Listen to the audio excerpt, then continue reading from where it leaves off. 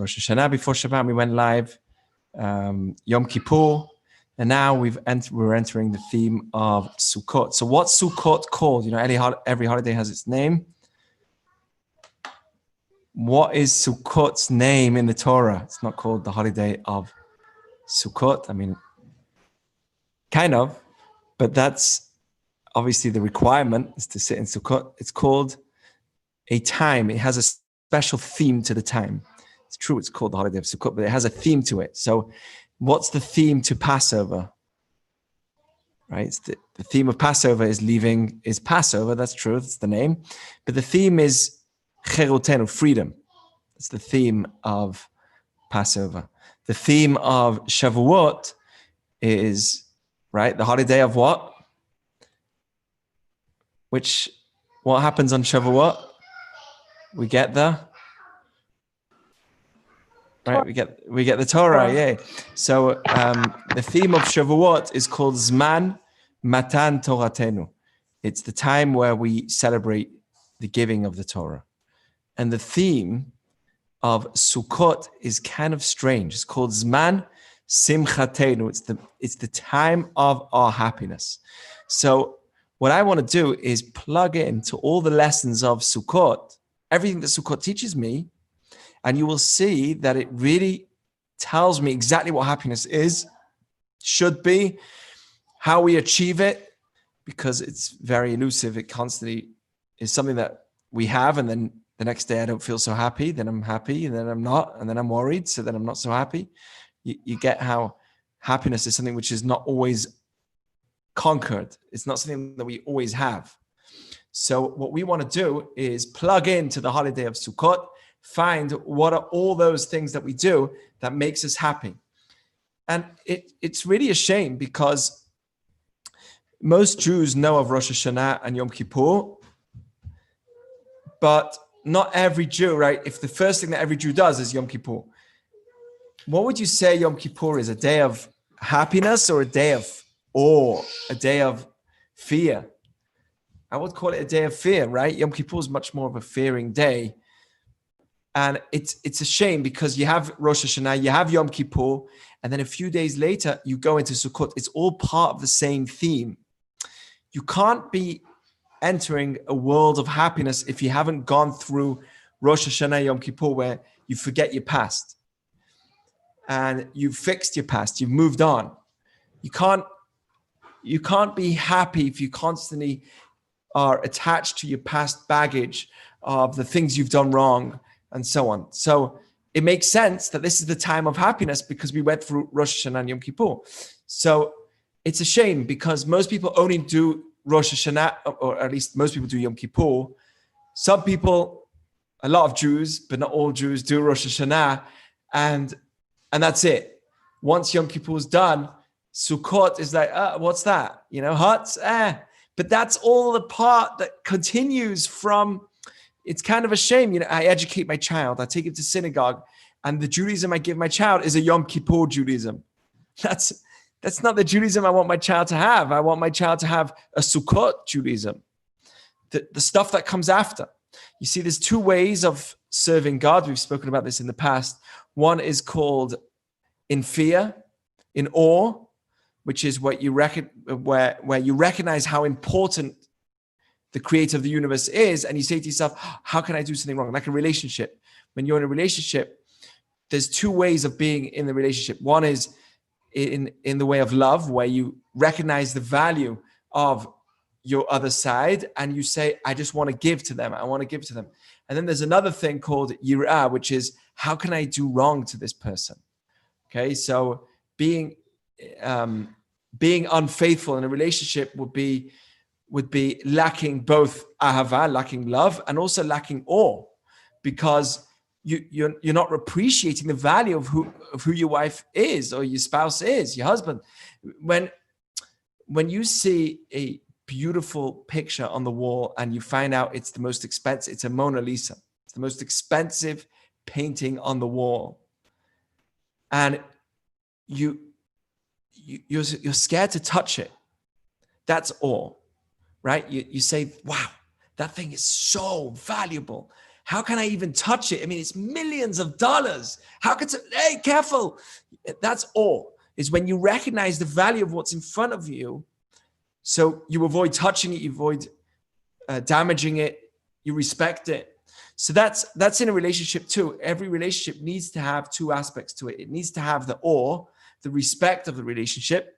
And that's in regard to, how can I do something wrong to this person? How can I do wrong to this thing?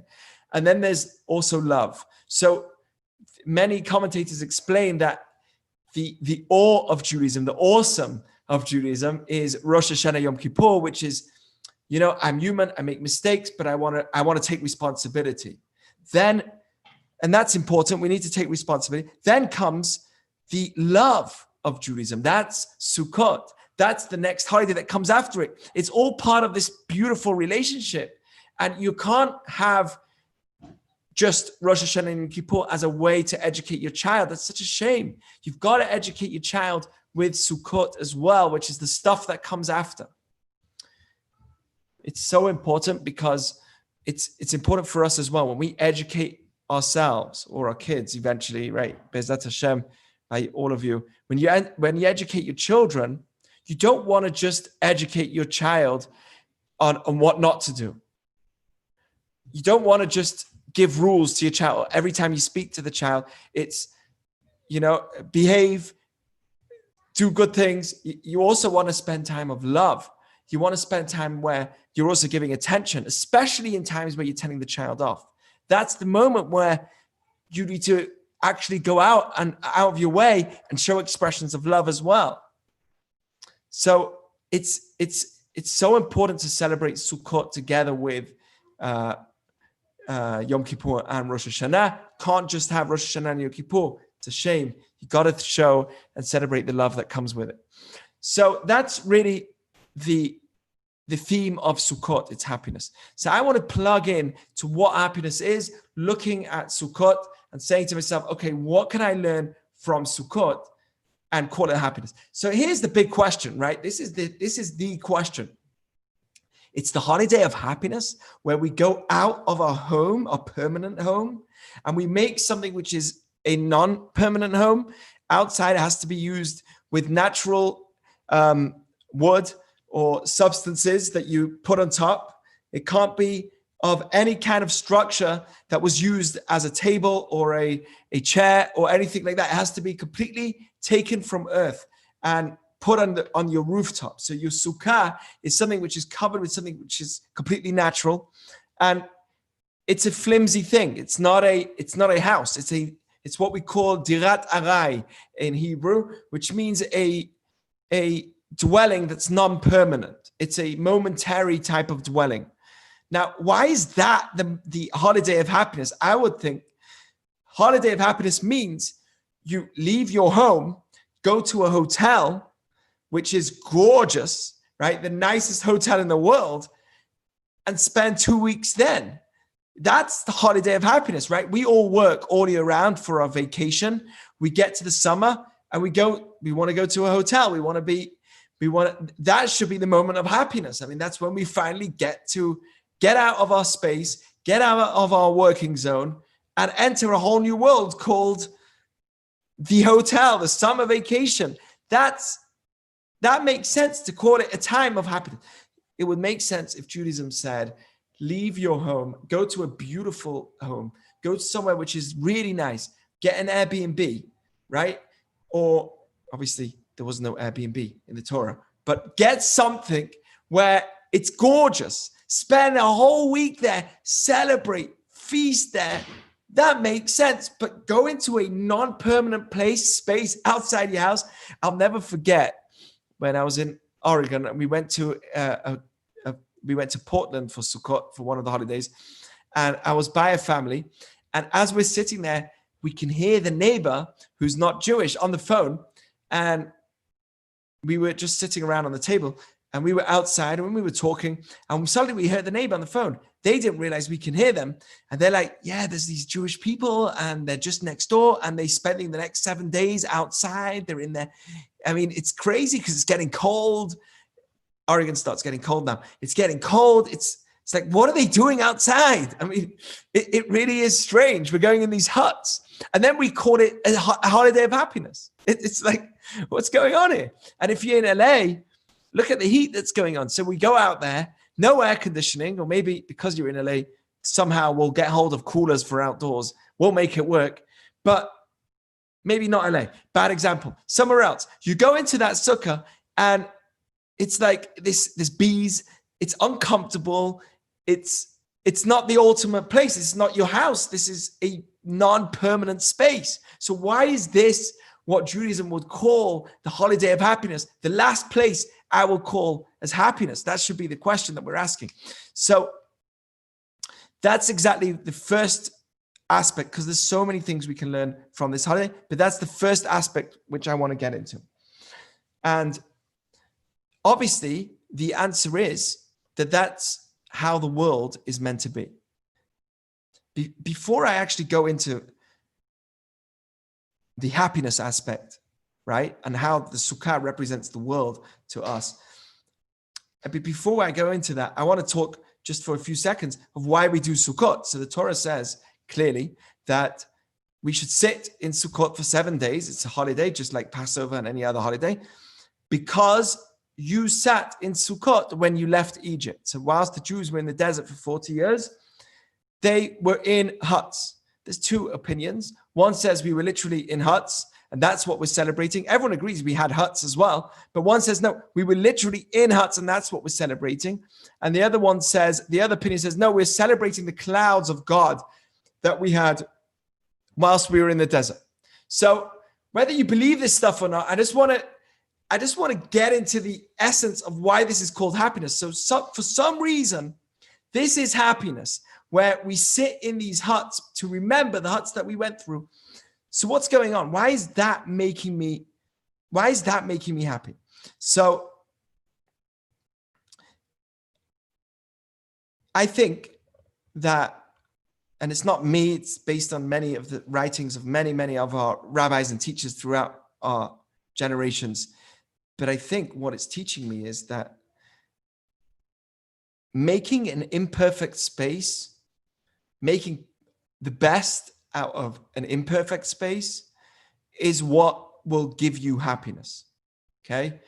A person that's always looking for a perfect moment will never be happy. That's the person that goes in and out of elusive happiness. That's the person that gets happy, then loses it, gets happy, then loses it, right? That's what it is. Well, happiness is achieved when you're able to find in the space that you're in beauty. And that's why we would take the sukkah, the non-permanent building that we make, and we make it beautiful. We put decorations everywhere. We make it glorious, glamorous, gorgeous. It's not a real roof. It's a hut. But we make it gorgeous. And by doing that, we recognize that, wait a second, we're in this non-permanent world. And that's what I need to recognize, is that nothing can be perfect. If I'm always chasing perfection, then I'm not being in a realistic world. That's never going to make me happy. That's why I'm not always a big fan of people that have these followers, of people that made it, successfully. How I made it in business and this and that and the other. And then we read those books and we're like, wow, I want to be like this person. I'm not a big fan, because we celebrate only the successful stories, but we don't hear the failing stories. We just don't.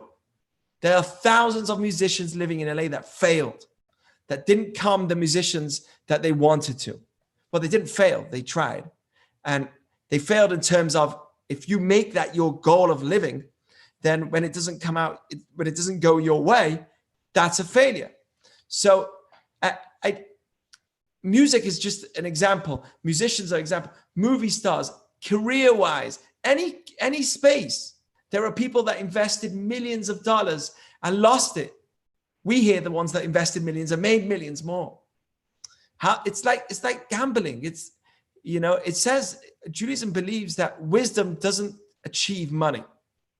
Oh, that's interesting. Yes, There are some people that are not majorly, I knew one of the most well-educated people, went through Cambridge, genius, most brilliant person ever in terms of what he knew, but couldn't make him a penny for his life. He always had no money, just didn't have money. His business never worked. He tried something, just didn't make money. Wisdom isn't given. Money's not given to the wise. It's given to whoever God chooses. And this is the first thing we need to know, is the sukkah is reminding me, look, it's not comfortable. It's a non-permanent home. Leave your permanent home for a while. Spend 7 days there. 7 is like a lifetime. Our life is like 70 years. 7 is always a number of completion, like a week. So 7 is like, go through that experience. Now that you've gone through Rosh Hashanah, Yom Kippur, and you're new, don't forget those 7 days of where you are in this world. Like it's a world which is not perfect. That's not the way that the world, we'll talk about why it's not perfect, but that's not the way it's meant to be. If I live a life which says, if, then I'm not living life, because I'm not enjoying my moment. Life is only enjoyed when I'm able to make the situation that I'm in perfect. I can make as perfect as I can the situation that I'm in, but don't take myself away from my situation. That's called not being happy. I'm not being realistic. My mind is not in the world that my body's in. My body is in a place where I have a house and I have shelter and I have comfort and I have food, but my mind is saying, no, I need to be in that mansion down there, down that road. So my mind isn't where my reality is. Bring your mind to your reality. That's happiness. And the minute I take my mind out of my reality, that's not happiness. That's when I'm suffering. And it's so elusive. It's so difficult. I can show you this in many ways. So this is something that we believe so strongly in so many areas, but especially here. We're told, there's Titgaber ka'ari. We're told that when you wake up in the morning, be strong like a lion. Don't just stay in bed. Get up like a lion. What excitement for your new day. La'avod avicha shebashamayim, to serve God. Your energy in the morning should be, let's go. It's a new day, right? That's how you should start it. Titgaber ka'ari. Get up like a lion. So some of the commentators explain why a lion, not a deer. I mean, a deer can move really fast.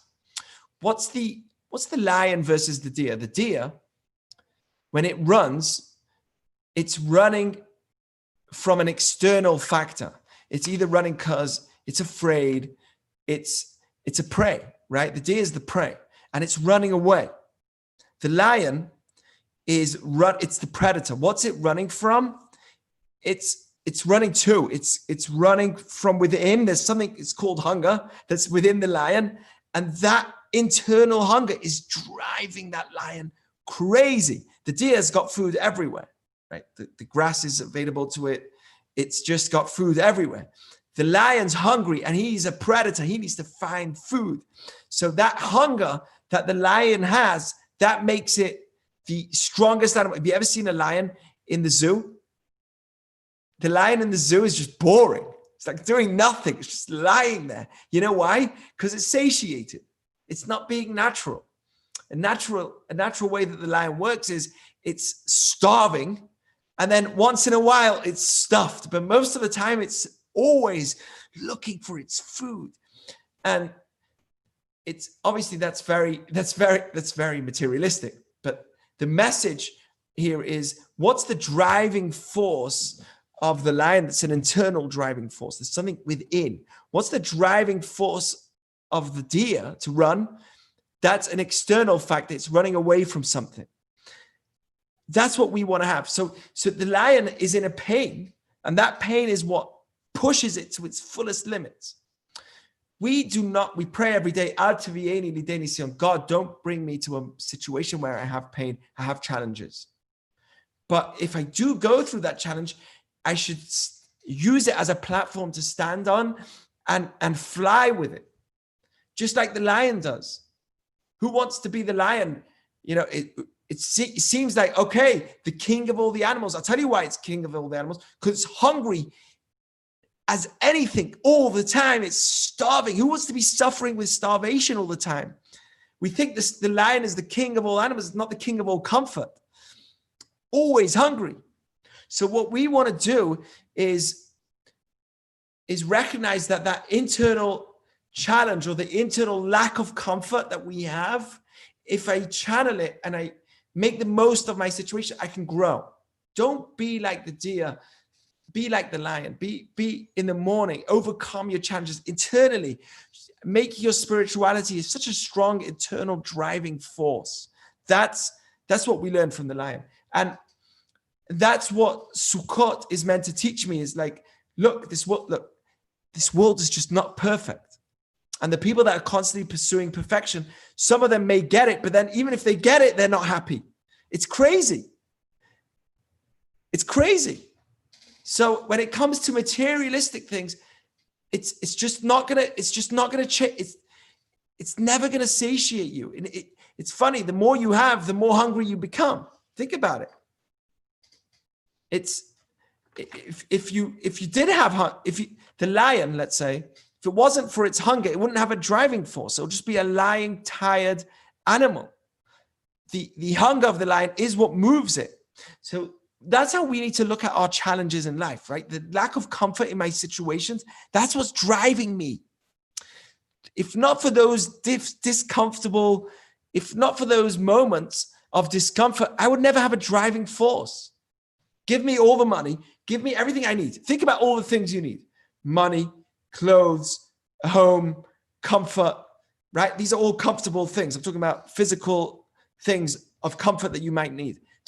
Okay, let me spoon feed it to you. Let me just give it all to you. Now what? Now you have it. Now what? You realize you won't have a driving force. You'll be like the lion that's just lying there tired in the zoo. It's just not natural. You've got to be the lion that's hungry. And that's not that Judaism wants you to suffer, but we have to recognize that our driving force are our challenges, our discomforts. Those are the forces that drive us to exist. If not for those forces, I'm saying this because it's the key to your happiness. This is it. Your happiness sometimes is delusive. We say, what are we talking about that? Who's happy is somebody who's wealthy, somebody who's happy and finds joy in what they already have. That's true. But there's other things that happen. There's challenges, suffering that happens. And if we don't know how to deal with suffering, then we can't be happy also. Like that's gonna take away my joy. It's when I don't know how to deal with my suffering. And we don't know how to deal with suffering. Our culture does not teach us how to deal with suffering. It's the way to deal with it is to pursue stronger, to run away from it more, to pursue more. And Judaism says, wait, just spend 7 days in this little hut and make it work. Make it gorgeous. Make it beautiful. So the same thing is actually shown in the 7 species. So we have the 7 species. Which one lasts the longest?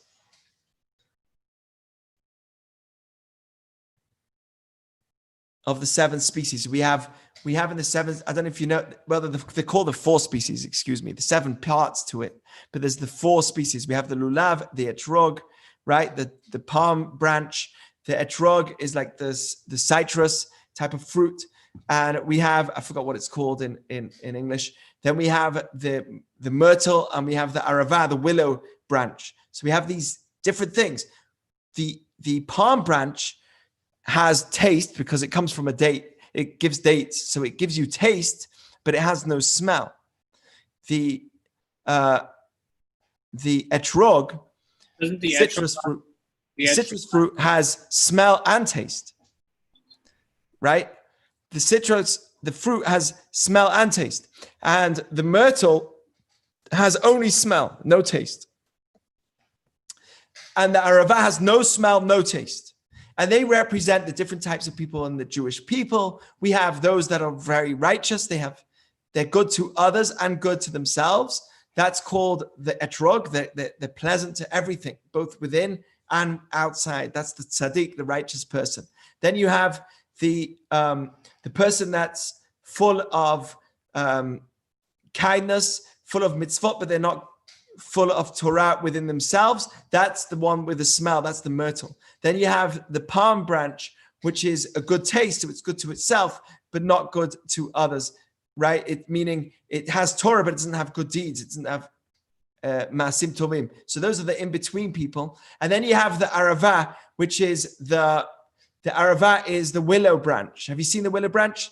That lasts the least longest. It doesn't last very long at all. After 2-3 days, it's already dead. It's dying. And it has no taste and no smell at all. And that represents the worst of our people. And they're included.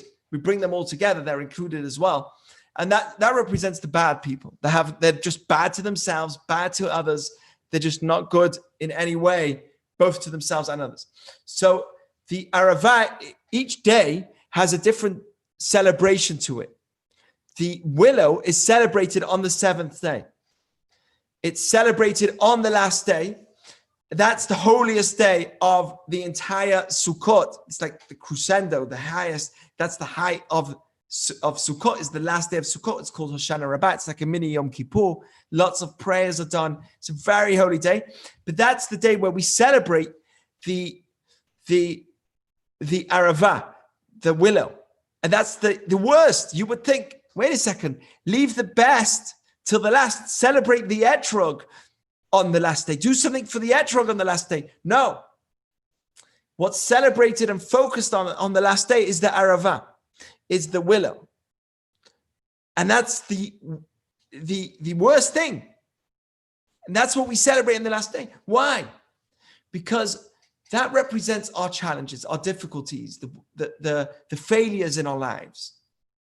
And the failures in our lives, we need to take it and elevate that too. Celebrate that too. It's dealing with the most difficult situations, because it says that God's mashpil ge'im, right? Umagbiya shfalim. He takes those that are on the highest of places, that think that they're the greatest, the most proud, brilliant, and sometimes they're brought right back down. They're like back to earth. They thought they were like above everyone else. Suddenly, boom, they get brought back down to earth. And then there's those people that think they're worthless, and everyone says, hey, they've got no hope. And suddenly they succeed. And Hashem brings them up and says, wait a second. You see that in the world, right? How is it? How is it that somebody who's told from a young age, you're not going to succeed? The parents were called up and they said, this child's got ADD. This child's got no hope. This child's not listening. They need private tuition. They've got problems here. They've got problems there. And then that person comes a rabbi. How can that be? How can that be? In my year in school, we had every single guy in my class came something really respectable in terms of either a rabbinical field or doing something with the community and doing good things in my year in school growing up. Something that we all talk about between us, our friends.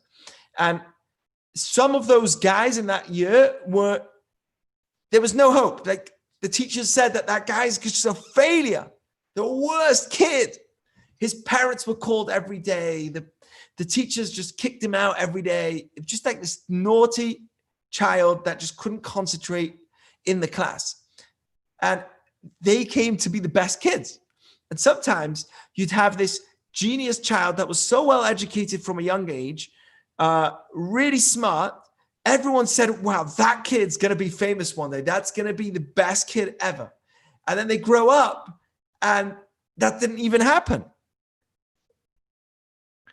Who says that the best kid in school with the best grades in school is going to be the best husband? Doesn't mean anything.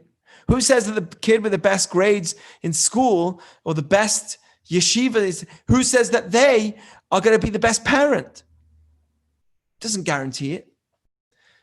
We don't know how from places where we believe there's the greatest faults and weaknesses can come out the greatest strengths. It's amazing.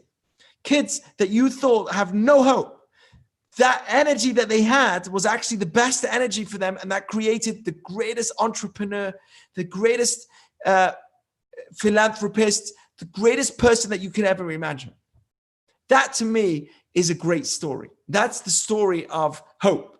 And that's what Judaism is. It's saying, look, don't you think that you're going to be much better because, right? But when we grew up at school, we were like thinking, oh, I'm older, so therefore I'm better, or I'm bigger, I'm taller, so you're worth less than me because you're so short.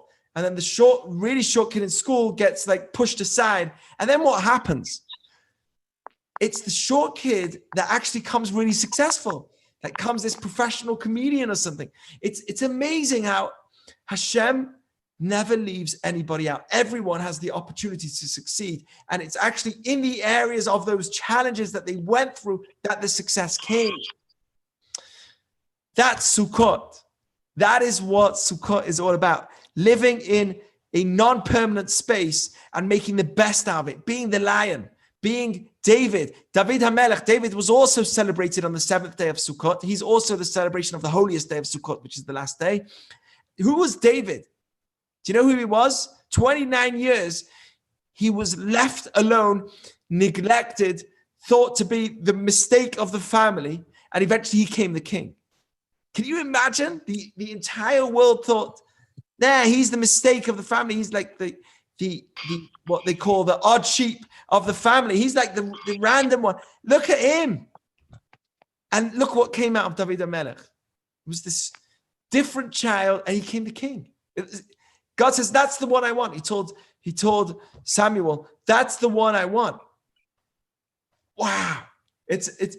And that's what we celebrate on the 7th day. Sukkot is all about taking my situation and my mistakes and my faults that I went through the past year. Okay, moving on, now restarting and recognizing that I don't need to be perfect. Perfect means imperfect. I've said this so many times and I really believe it. You know what a perfect relationship is? What's a perfect relationship? You want to know what a perfect, healthy couple is? Perfect couple in your mind, right? In everyone's mind, what's the most perfect couple? Never argue. They always do whatever they want. Each person is left to do whatever they need to, whenever they can.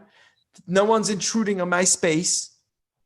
Do you know what that's called? That's called two people living in the same home, sharing the same bills, that once went through a marriage document, but they're not married.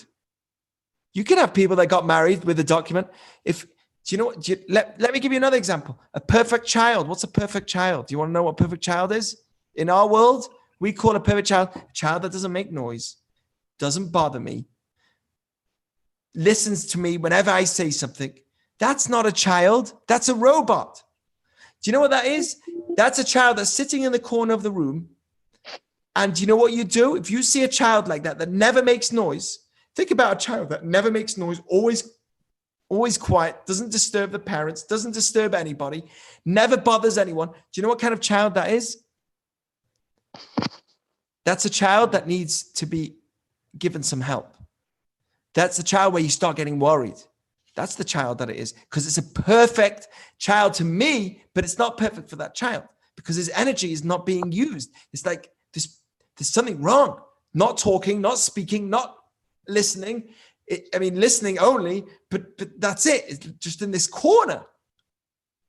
That's not perfection. That's an imperfection. Perfect marriage is when there's no communication. That's not perfection. That's just not a marriage. A marriage is when there's communication, there's differences and there's discussions and there's points where we argue and differ, but we speak it out. That's an imperfect marriage, but really that's how marriage is meant to be. It's not meant to be perfect. A perfect marriage is not a marriage. You hear what I'm saying? So perfection is actually an imperfection. What we consider, at least what we consider as perfection, is an imperfection. Well, you think you're human. We are human. We make mistakes. A perfect child that never makes mistakes. That's worrying. I want to see that my child makes mistakes and deals with and learns to accept them and cope them and deal with them and be able to overcome that challenge and say, you know what, that was a mistake. I'll keep going. Okay, I dropped the milk on the floor. That's normal. That's a mistake. Tomorrow he won't. That's an imperfection, which means that there's a perfection in my human child, because my child is human. So that is what we're doing on Sukkot. We're recognizing that there's an imperfect space and I'm making it perfect. That's my very first message of Sukkot, of what happiness is. It's not trying to be in a different space to find my happiness. It's finding happiness in the space that I'm in. Whatever it is. Oh, COVID happened, so I lost my job. How can I find joy in that space that I'm in? That does not mean I can't continue to look for my job. But where's my joy in myself, in my existence, in who I've become till now? And what I've achieved till now? I'm not a failure, but it's finding joy in my moment. Here's the words of Rav Moshe Feinstein, who was one of the founding holiest rabbis of a past generation in America. And he was one of the greatest rabbis, halachic authorities in America. And he says like this, he says, the generation of the desert were on a very high level. Obviously, they got the Torah. They were like spirit. They were prophets. We talk about one prophet here, one prophet there. Every Jew was a prophet at that time. They all spoke to God. And they saw the clouds of glory. They saw these clouds that were guiding them. So they were very holy. But yet still they had to go into huts. This is what he says. They still all lived in huts. That's kind of strange. Why live in huts if you have the clouds of glory, which is like basically God just accompanying you and giving you everything you want. And you're just completely comfortable in the desert. Because if you think about it, it doesn't make sense that Jews can survive a desert unless it's a miracle with men, women, children in the heat of the desert without space. There's no air conditioning. How do they survive? So they had these clouds. That was the miracle. But getting outside of that, here's the language that he says. He says they still had to sit in huts. Why? Because they were going through a learning experience. He says like this, they lived in the desert and they needed to recognize that this life that we're in is temporary. And that temporary mindset would remind them that they were learning. They were going through a great growth in learning at that time. They were learning a lot of Torah at that time. And what they learned was that this world is just a corridor. Why? So if they were too comfortable in the desert, they would never want to move on. So that the huts that they were in was a reminder that this world is temporary. Exactly what we're saying. I mean, I'm copying him. I'm not saying anything. But this is it. This world is a prusdor. It's just a temporary world. It's not a permanent place. And when I recognize that, the stupidities that I get bothered about fall away. Because I recognize that everything anyway is temporary. And I recognize that by being in that sukkah, by being in that space, I recognize that it's a temporary space. I don't need it to be perfect. The famous story of the Chafetz Chaim, who a student came to him, it's the greatest rabbi that lived in Russia and of our past generation. He lived about 100 years ago. And a student came to him. Everyone wanted to go visit him. Student comes into his house. It was a wreck. His house was tiny. A wooden bench and a wooden table. That's all he had. There was no sofa. There was no comfortable beds. There was nothing. It was just this plain place. And he thought to this person that comes in, thinks to himself, this is the holiest. This is the rabbi. He comes up to the rabbi and says, Rabbi, what's going on? How are you living like this? Where's your sofa? Where's your beautiful, comfortable home? The rabbi looks up to him and says, where's yours? Where's your sofa? This man was a wealthy man. He says, where's your sofa? He says, what do you mean, where's my sofa? My sofa's back at home. I'm traveling now. Where's your bed? My bed's at home. I'm not at home. I'm traveling now. So the rabbi says to him, your ears should listen to the words that come out your mouth. The bed and the sofa and everything that you have isn't with you because you're traveling. And the rabbi says to him, that's how I look at myself in this world. I'm just traveling through this world in a limited amount of time. And then that's it. I'm just traveling through this world. Wow. Change perspective. My goal isn't a sofa. My goal isn't a bed. My goal isn't comfort. I'm just traveling through this world. There's a great rabbi, Rabbi Victor Miller, tells a story of his neighbor. He was a non-religious man, and his neighbor was already 85 years old, a very old man. And he decided to redo his front lawn. Gorgeous home. He had a beautiful home. Redo his front lawn. So he had this company come and redid the whole front lawn. And at the entrance, he put up a statue, a beautiful image of him and his wife or something like that. And it had on it his name, Dr. So-and-so, engraved and put onto the stone at the entrance of his home. And the rabbi says to him, I was thinking to myself,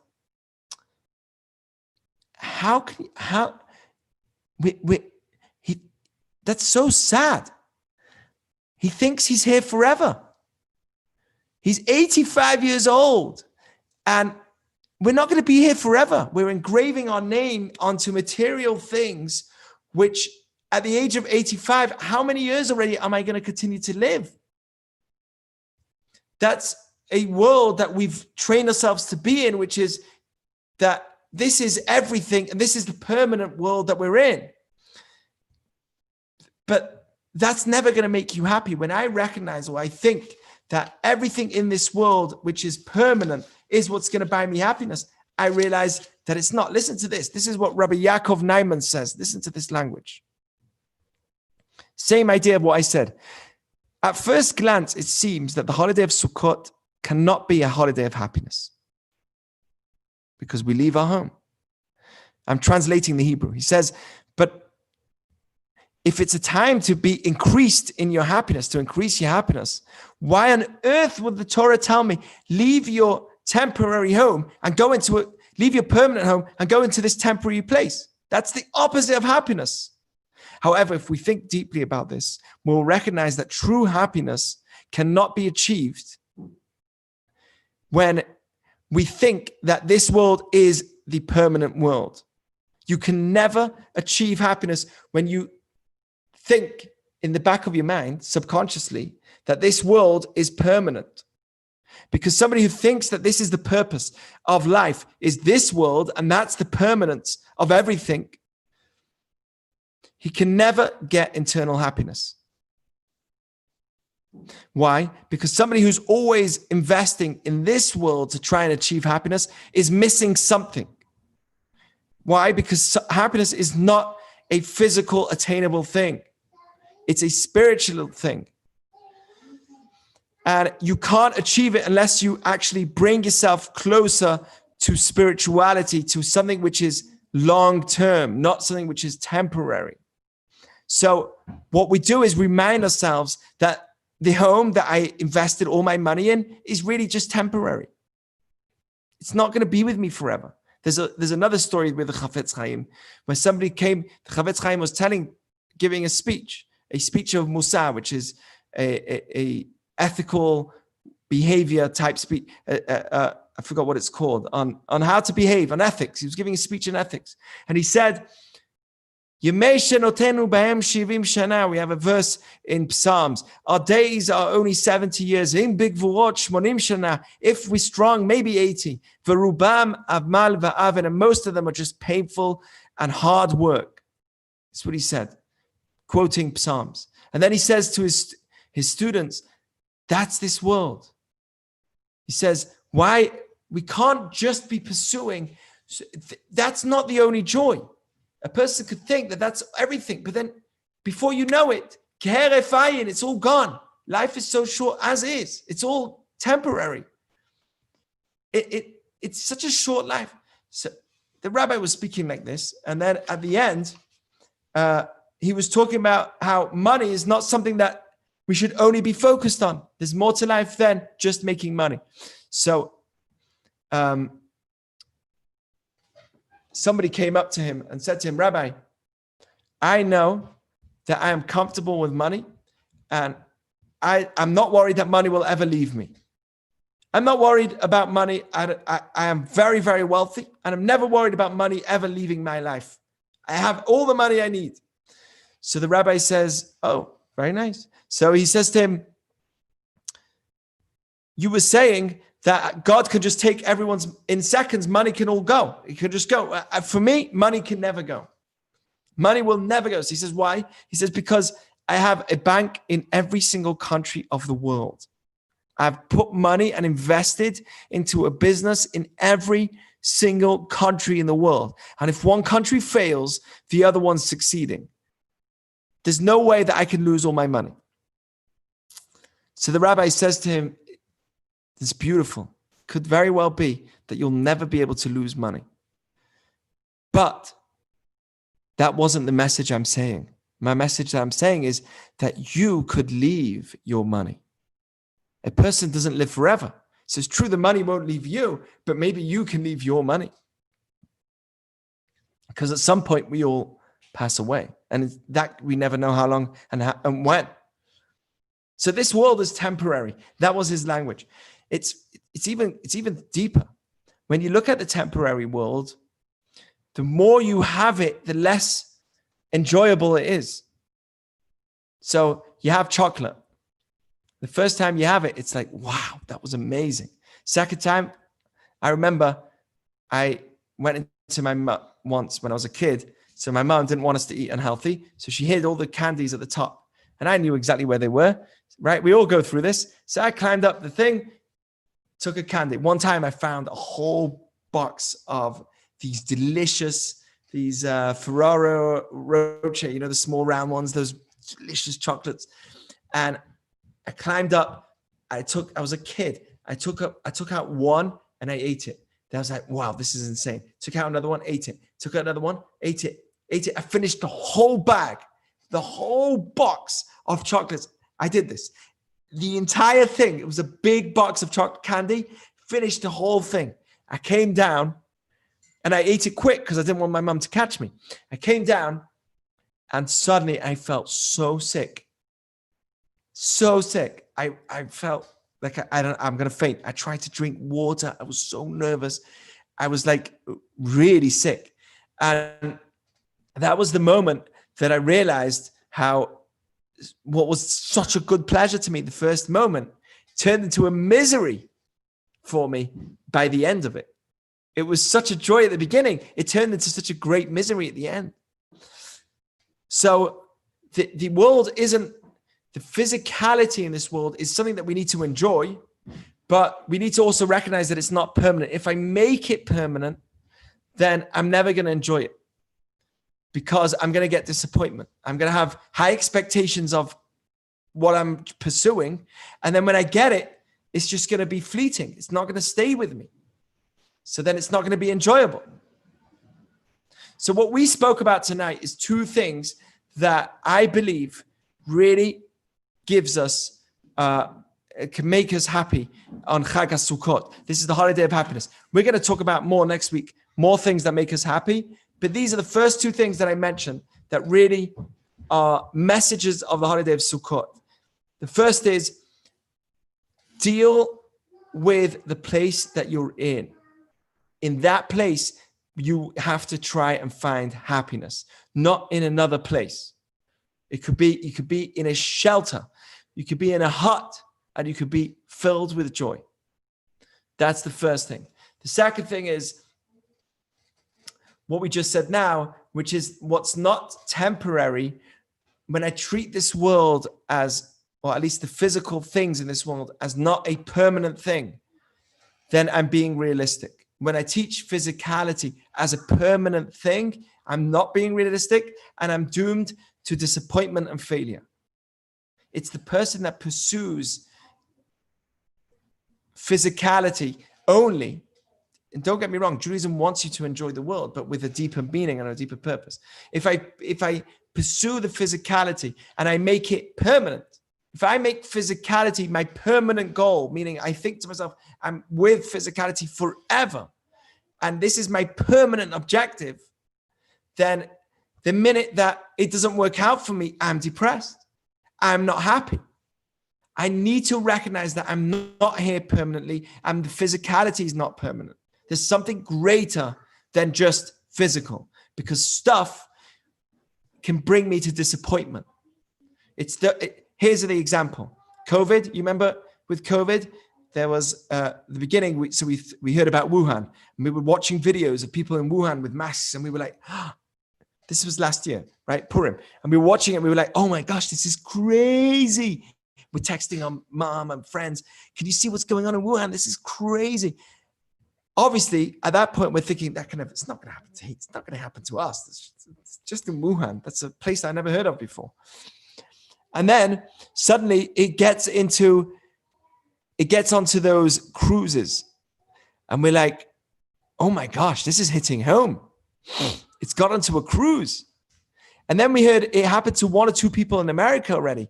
America's already got its first few cases. And we're like, there's 300 million people. It's not going to go that far. But then the cruise story got blown up. Remember the cruise story? Everyone was talking about the cruises. There was one, I think it was in Japan, and there was another one here somewhere. And then they were talking about the cruise company, and people were complaining to the cruise company, we want to get home, we're stuck. And we were watching videos of these poor people on the cruises that were locking. Now it's us. That story is us. We're all going through this. We were looking at them as an abstract thing. Now it's like objective, and then it suddenly became subjective. It's all of us. We're all going through that thing, but it's much more we're much more able to cope with it because it's the world that's going through it. So it's normal. It's okay. It's the world that's going through it. It's not that bad. So we all managed to cope with it.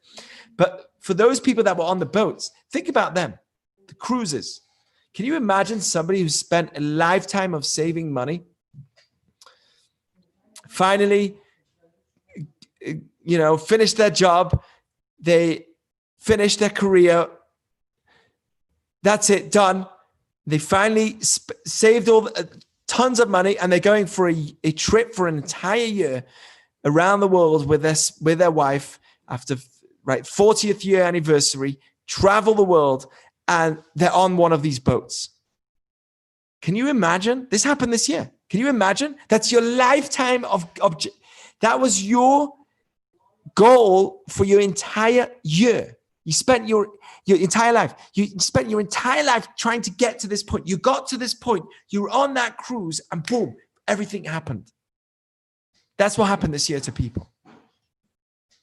Why? Because their objective is to have comfort, physicality. Suddenly, when it's broken down, that all the expectations and thoughts and dreams of what's going to be on our trip that we've waited for so many years, and then it's broken apart.